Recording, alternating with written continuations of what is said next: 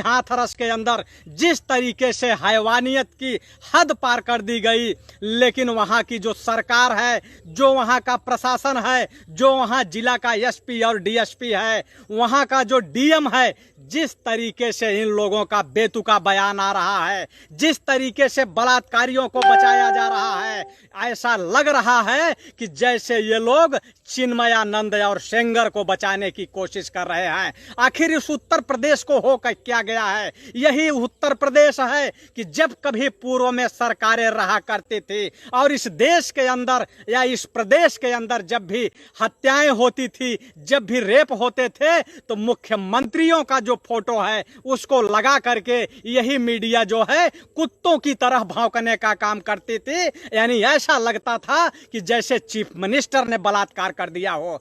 और आज पूरे उत्तर प्रदेश के अंदर ऐसा कोई दिन नहीं है कि जिस दिन गरीबों की बेटियों के इज्जत को सड़कों पर नीलाम किया जा रहा है। कभी उनको तेजाब डाला जा रहा है, कभी उनको आग के हवाले किया जा रहा है और कभी उनके गर्दन की हड्डियां तोड़ दी जा रही हैं। लेकिन ये जो सरकार है, यह सरकार क्या कर रही है? केवल 3 तलाक, लव जिहाद और एनआरसी के मुद्दे पर ही ये जो है ये सरकार कानूनी प्रक्रिया को और अपराधियों को खोजने की कोशिश करती है। मैं योगी आदित्यनाथ को चेतावनी देना चाहता हूं और उनसे ये पूछना चाहता हूं कि ये दोगली नीति करना आखिर आप लोगों को आता कहां से है? यही जब एनआरसी के मुद्दे पर जब पूरे देश के अंदर आग लगी हुई थी और जब लोग आंदोलन सड़कों पे कर रहे थे, तो उस समय जो है आंदोलनकारियों को खोजने का काम किया जा रहा था और यही बोल रहे थे कि हम जो है इन आंदोलनकारियों की जमीनें नीलाम करेंगे क्योंकि ये संपत्ति को नुकसान पहुंचाए हैं। और यही दोगले मुख्यमंत्री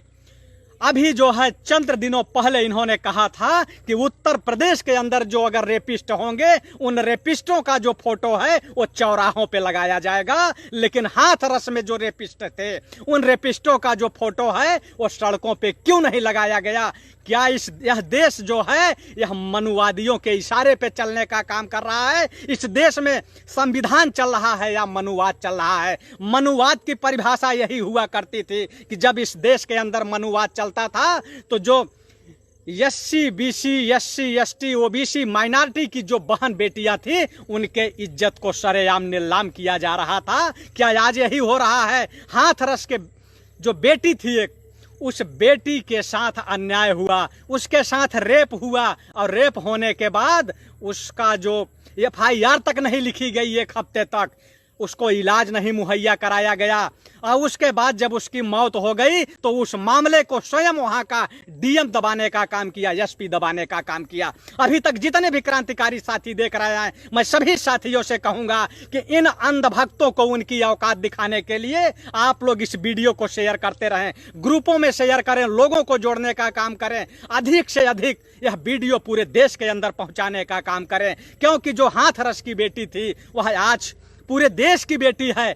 अगर आप अब भी चुप रहे, अब भी अगर नहीं बोले, तो कल हाथरस की बेटी मारी गई, परसों भदोही की बेटी मारी गई, कल जो है केराकत के अंदर एक बेटी मारी गई। यानी जौनपुर, गाजीपुर, बलिया, गोरखपुर, इलाहाबाद, रायबरेली, प्रतापगढ़, कहीं ऐसा कोई जिला नहीं बचा है, चाहे बदायूं हो, चाहे सैफई हो, चाहे मैनपुरी हो, चाहे एटा हो, चाहे इटाया हो, चाहे बुलंदशहर हो, चाहे अलीगढ़ हो, चाहे खुर्जा हो, चाहे हाथरस हो। यानी कि एक भी जिला ऐसा बकाया नहीं है कि जिस जिले के अंदर रेप नहीं हो रहा हो, हत्या नहीं हो रही हो, बलात्कार नहीं हो रहा।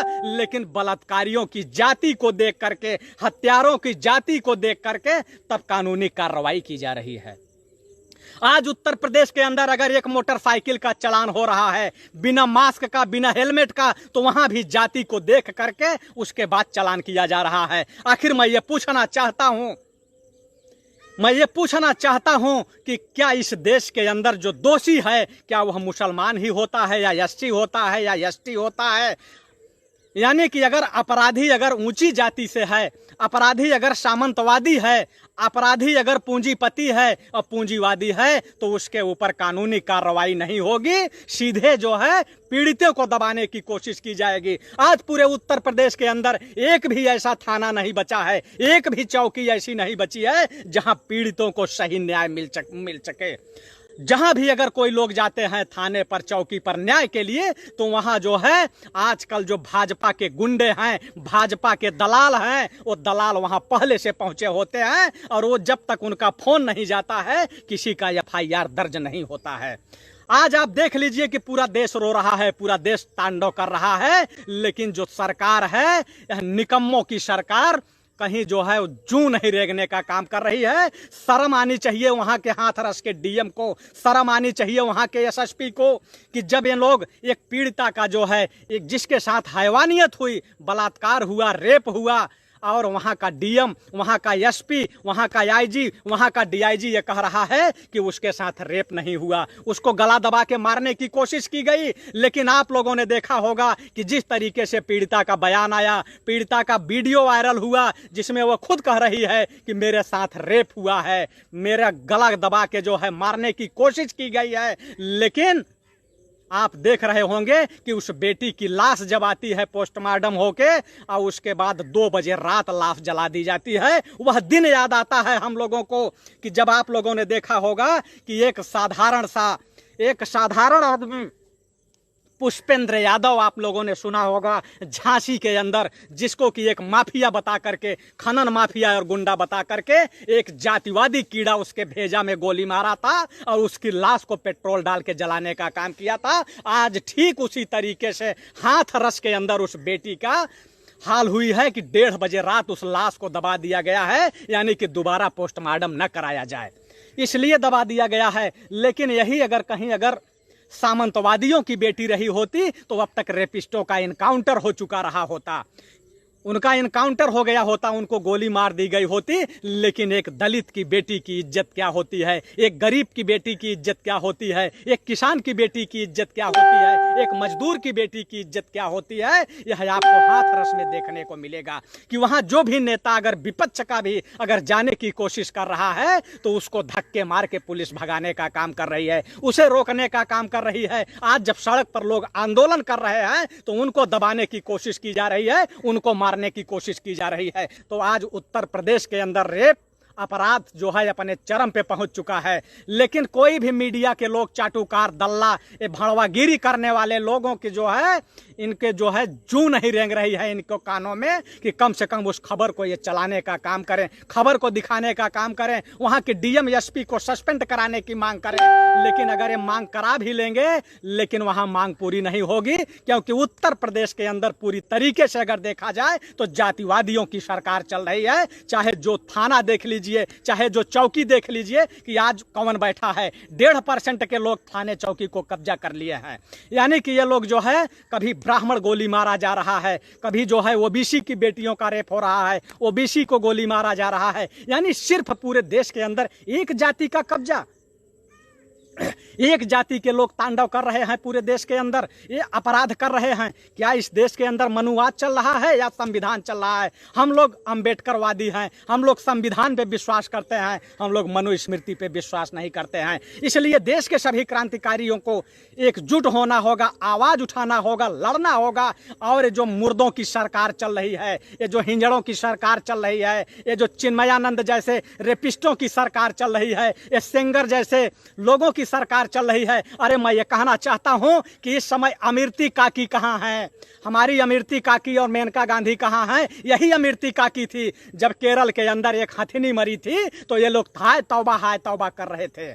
लेकिन आज देश की बेटियां मर रही हैं, देश की बेटियां बर्बाद हो रही हैं, देश की बेटियों का रेप हो रहा है, उनकी हत्या हो रही है, उन पर पेट्रोल डाला जा रहा है, उन पर तेजाब डाला जा रहा है, उन पर एसिड डाला जा रहा है। लेकिन उसके बाद भी न तो इमरती चाची दिखाई दे रही है, न तो मेनका गांधी दिखाई जा रही है। ये दो गले लोग हैं, ये संसद के अंदर जाने वाले 2 गले लोग हैं। यानी अगर भाजपा के शासन में, भाजपा की सरकार जहां हो, वहां चाहे बेटी मारी जाए, चाहे बेटा मारा जाए, और चाहे पूरे देश के अंदर आग लग जाए, लेकिन इनसे उससे मतलब नहीं है। इनको मतलब वहां है जहां कांग्रेस की सरकार हो, वहां एक हाथी नहीं मरना चाहिए, वहां एक कुतिया नहीं मरना चाहिए। लेकिन जहां बीजेपी की सरकार हो, ये बीजेपी वाले, ये बीजेपी का समर्थन करने वाले, चाहे जिसका हत्या कर दें, चाहे जिसकी रेप कर दें, और चाहे जिसकी गर्दन तोड़ दें, और चाहे जिसकी सामूहिक बलात्कार करे, चाहे गैंग रेप करे, लेकिन उस समय इमरती काकी और मेनका गांधी जैसे लोग कहां किस बुल में छुप जाते हैं, आप उनका पता नहीं लगा सकते हैं।